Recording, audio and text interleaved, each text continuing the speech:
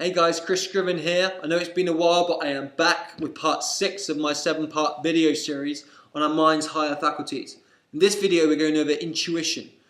Intuition is that feeling part of you. When you feel like something good or bad is going to happen. When you've just got a feeling that you just know you have to do something, that's your intuition. Or when someone says to you, follow your heart. That's how you do that. You use your intuition and you follow what you feel to be true to your heart. In the dictionary, it says that your intuition is your ability to understand something instinctively without the need for conscious reasoning, or a direct perception of truth or a fact, independent of any reasoning process. And that might be confusing, but that means that you don't have to think about something, you just know it to be true. It's not right or wrong, it's just true. And you know it is, you don't even have to think about it.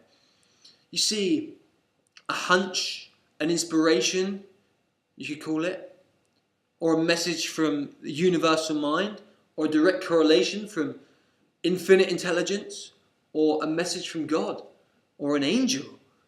Whatever you feel is right to call it, these things are possible because of your intuitive factor. Isn't it true that to fly an aeroplane, or the way to fly an aeroplane, was already here before the Wright brothers, tapped into it? It was always possible to fly, but we just didn't know how yet. And that's the same with every question you could ever ask.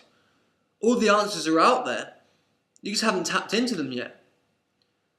In the book The Alchemist by Paulo Coelho, he wrote, intuition is really a sudden immersion of the soul into the universal current of life. The universal current of life. He also wrote about the soul of the world and how we communicate with it with our emotions, and we connect to it with our intuition. In Think and Grow Rich, Napoleon Hill called the intuition the sixth sense, and he knew the power of this mental faculty. He had dedicated a whole chapter of his book to it. And he wrote, through the aid of the sixth sense, you'll be warned of impending dangers in time to avoid them, and notified of opportunities in time to embrace them. There comes to your aid and to do your bidding with the development of the sixth sense, a guardian angel, who will open to you at all times the door to the temple of wisdom. And he says, whether or not this is a statement of truth, you will never know except by following the instructions described on the pages of this book.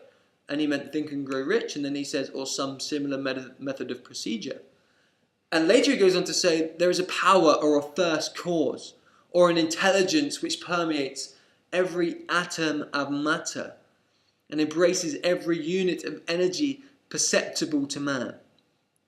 That this infinite intelligence converts acorns into oak trees, causes water to flow downhill in response to the law of gravity, and follows night with day and winter with summer, each remaining its proper place in relationship to the other. This intelligence may, through the principles of this philosophy, be induced in aid in transmuting desires into concrete or material form. The author has this knowledge because he has experimented with it and has experienced it. Albert Einstein, he once said that every great invention that he ever created was thanks to what he had burnt into the corner of his desk, which said that all creation waits with eager longing for the revealing through the sons of man. All creation waits. And in the Bible it says, for all creation waits in eager expectation for the children of God to be revealed. That sounds similar to me. You see, it's all the same thing.